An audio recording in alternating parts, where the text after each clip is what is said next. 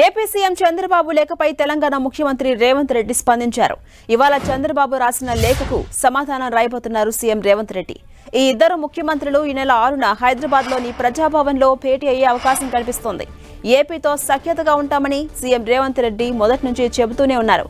విభజన అంశాలు, అపరిష్కృత అంశాలపై రెండు రాష్ట్రాలకు ప్రయోజనం రేవంత్ రెడ్డి ఉన్నారు.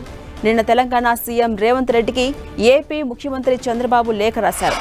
తెలుగు రాష్ట్రాలకు ఇచ్చిన విభజన హామీలను లేఖలో చంద్రబాబు ప్రస్తావించారు. ఈ నెల 6న ముఖాముఖి కలిసి చర్చించుకుందామని చంద్రబాబు ప్రతిపాదించారు. ఉమ్మడి ఏపీ విభజన జరిగి 10 ఏళ్లు దాటినా కొన్ని అంశాలు పరిష్కారం కాలేదని చంద్రబాబు ఆ లేఖలో గుర్తు చేశారు. విభజన హామీల పరిష్కారానికి కలిసి చర్చించుకుందామని చంద్రబాబు కోరారు. పరస్పర సహకారం తెలుగు ప్రజల అభ్యున్నతికి తోడ్పడుతుందని చంద్రబాబు చెప్పారు. ఇక రాష్ట్ర విభజన హామీల్లోని కొన్ని ఉమ్మడి ఆస్తులు అలాగే ఉండిపోయాయి. సుమారు 12 సంస్థల్లో ఇంకా పరిష్కారం కాని ఆస్తులు మిగిలిపోయాయి. వీటిపై ఇద్దరు సీఎంలు చర్చించే అవకాశం ఉంది. హైదరాబాద్లోని 12 సంస్థలు భవనాల్లో వాటా ఉందని ఏపీ అంటోంది. మరోవైపు ఏపీ ఆధీనంలోని భవనాలను స్వాధీనం చేసుకోవాలని తెలంగాణ సర్కార్ భావిస్తోంది. ఏపీ రీఆర్గనైజేషన్ యాక్ట్లోని షెడ్యూల్ 9, 10 పరిధిలోని ప్రస్తావించని వాటిల్లో వాటా ఉంది అంటోంది ఏపీ. అయితే ఆ ఆస్తులు తమకు మాత్రమే చెందుతాయని తెలంగాణ సర్కార్ భావిస్తోంది.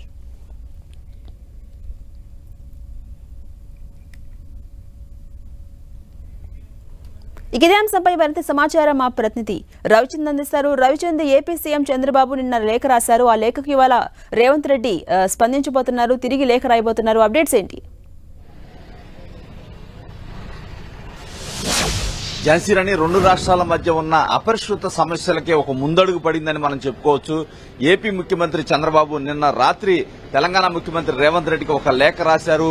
ఈ లేఖలోని సారాంశం ఏమిటంటే ఇరువురు కూడా అపరిష్కృతంగా ఉన్న సమస్యలను పరిష్కరించుకోవాలి, తెలుగు ప్రజల అభివృద్ధికి ఇరువురు పాటుపడాల్సిన అవసరం ఉందని ఆ లేఖలో గుర్తు చేశారు. రేవంత్ రెడ్డి కూడా సానుకూలంగా స్పందించారు. 6వ తారీఖున సాయంత్రం ఈ ఇరువురి మధ్య చర్చలు జరిగే అవకాశం అయితే కనిపిస్తుంది. అయితే ఇరు రాష్ట్రాల మధ్య కూడా అనేక సమస్యలు ఉన్నాయి. ఎందుకంటే ఇప్పటికే రాష్ట్ర విభజన జరిగి 10 సంవత్సరాలైంది. విభజన చట్టం కూడా, ఆ ఏపీ రీఆర్గనైజేషన్ యాక్ట్ కూడా ఒకటి తయారు చేశారు. ఆ యాక్ట్ లోనున్న అంశాలు అమలు జరగట్లేదని ఇరు రాష్ట్రాలు కూడా అభిప్రాయపడుతున్నాయి. ఈ నేపథ్యంలో పెద్దన్న పాత్ర వహిస్తున్న కేంద్రం కూడా చొరవ చూపాల్సిన అవసరం ఉందని ఇరువురు భావిస్తున్నారు.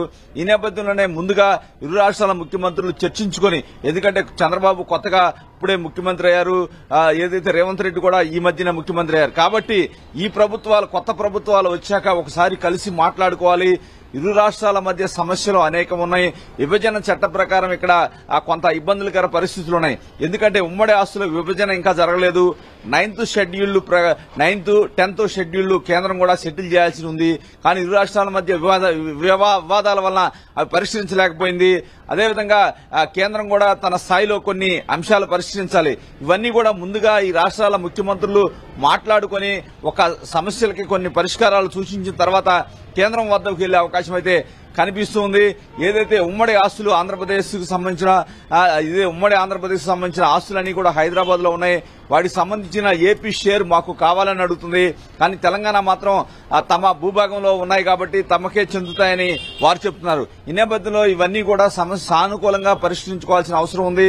అదేవిధంగా విద్యుత్ బిల్లుల విషయంలో కూడా విద్యుత్ బకాయిలు ఆంధ్రప్రదేశ్ కూడా వేల కోట్ల రూపాయలు రావాలని పలుసార్లు క్లెయిమ్ చేస్తున్నారు. ఈ నేపథ్యంలో ఇవన్నీ అంశాలు కూడా చర్చకు వచ్చే అవకాశం ఉన్నాయి. అపరిష్కృతంగా ఉన్న సమస్యలన్నీ కూడా పరిష్కరించుకోవాలని చంద్రబాబు కొంత చొరవ చూపిస్తూ ఉన్నారు. అందుకే రేవంత్ రెడ్డి కూడా లేఖ రాశారు. రేవంత్ రెడ్డి కూడా సానుకూలంగా స్పందించారు. 6వ తారీఖున, అంటే ఇంకా ఫైనల్ కాలేదు, 6వ తారీఖు సాయంత్రం తెలంగాణ హైదరాబాద్ లో ఈ సమావేశం ఉండే అవకాశం ఉంది. ఇరు రాష్ట్రాల మధ్య తెలుగు ప్రజలకు ఇబ్బంది లేకుండా సమస్యలు సానుకూలంగా పరిష్కారాలు కావాలనేది చంద్రబాబు ఉద్దేశం. గతంలో కూడా అనేక సందర్భాల్లో చంద్రబాబు చెప్పారు, రాష్ట్ర ప్రయోజనాలే నాకు ముఖ్యం, ఎటువంటి రాజకీయ ప్రయోజనాలు నాకు లేవు అని చెప్పి చంద్రబాబు చెప్పడం జరిగింది. ఈ నేపథ్యంలోనే రేవంత్ రెడ్డితో చర్చలకి ముందుకు వస్తున్నారు చంద్రబాబు. ఈ నెల 4న సీఎం చంద్రబాబు ఢిల్లీకి వెళ్లిపోతున్నారు. అనంతరం 6న కన్ఫర్మ్ కాలేదు, కానీ దాదాపు ఖరారు అని తెలుస్తోంది. 6న వీరిద్దరు భేటీ కాబోతున్నారు. ఈ భేటీని మనం ఏ కోణంలో అర్థం చేసుకోవచ్చు? డెఫినెట్ గా చంద్రబాబు అయితే ఒక పెద్దన్న పాత్ర పోషించబోతున్నారు. ఎందుకంటే ఆంధ్రప్రదేశ్ ప్రజల ప్రయోజనాల కోసమే నేను పనిచేస్తానని చెప్తున్నారు. ఎందుకంటే ఈ మధ్య కాలంలో ఎన్డీఏలో చేరినప్పుడు కూడా చంద్రబాబు ఎటువంటి డిమాండ్స్ పెట్టలేదు మంత్రివర్గంలో కావచ్చు. ఎందుకంటే ఆయనకున్న సంఖ్యాబలం ప్రకారం కొన్ని మంత్రి పదవులు కావాలన్న వస్తాయి, కోరిన శాఖలు కూడా వచ్చే అవకాశం ఉంది. కానీ ఆయన ఎక్కడా కూడా అటువంటి కండిషన్స్ పెట్టకుండా ఆంధ్రప్రదేశ్ ప్రయోజనాలే నాకు ముఖ్యం. ఆంధ్రప్రదేశ్ ప్రస్తుతం గత 5 సంవత్సరాల్లో ఆర్థిక విధ్వంసం కావచ్చు, పాలన విధ్వంసకర రీతిలో సాగింది. ఈ విధంగా ప్రజలంతా నష్టపోయి ఉన్నారు. ఈ రాష్ట్రాన్ని పునర్జీవింపజేయాలి, నా శక్తి మేరకు పనిచేస్తానని చెప్పారు. ఈ నేపథ్యంలో ఎక్కడెక్కడ సమస్యలు ఉన్నాయి, వాటిని ఏ విధంగా అధిగమించాలనే అంశాలకు సంబంధించి చాలా ఎక్సైజ్ చేస్తున్నారు. ఈ నేపథ్యంలోనే రేవంత్ రెడ్డితో కూడా ఒక సమావేశం ఏర్పాటు చేసుకుని ఇరు రాష్ట్రాల మధ్య ఉన్న ఏదైతే వ్యవహారాలు ఉన్నాయో అవన్నీ కూడా షెడ్యూల్ చేసుకుంటే కొంత ఆంధ్రప్రదేశ్ కూడా ప్రయోజనకరంగా ఆర్థికంగా కొంత అండగా నిలబడే అవకాశం ఉంది. ఇరు రాష్ట్రాల మధ్య విభేదాలు పరిష్కారం అయితే ఆంధ్రప్రదేశ్ కి లాభం జరుగుతుంది అని చంద్రబాబు భావిస్తున్నారు. అందుకే ఆయన చొరవ తీసుకుంటున్నారు. ఇరు రాష్ట్రాల ముఖ్యమంత్రుల సమావేశం తర్వాత ఈ ఇష్యూ మొత్తం కూడా కేంద్రం దగ్గరికి వెళ్తుంది. ఎందుకంటే కేంద్రంలో కూడా ఎన్డీఏ ప్రభుత్వం ఉంది, ఎన్డీఏలో టీడీపీ కూడా భాగస్వామ్యం కాబట్టి వీలైనంత త్వరలోనే ఈ ఇష్యూస్ అన్ని కూడా సాల్వ్ అవుతాయి.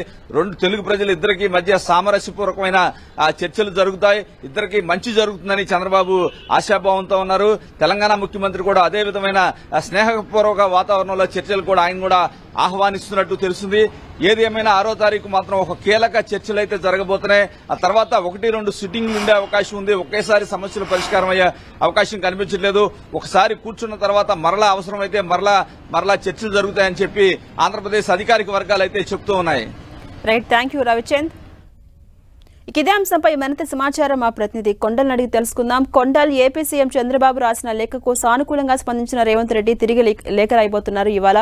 ఈ నేపథ్యంలో వీరి భేటీలో ప్రధానంగా ఏ అంశాలు చర్చకొచ్చే అవకాశం ఉంది?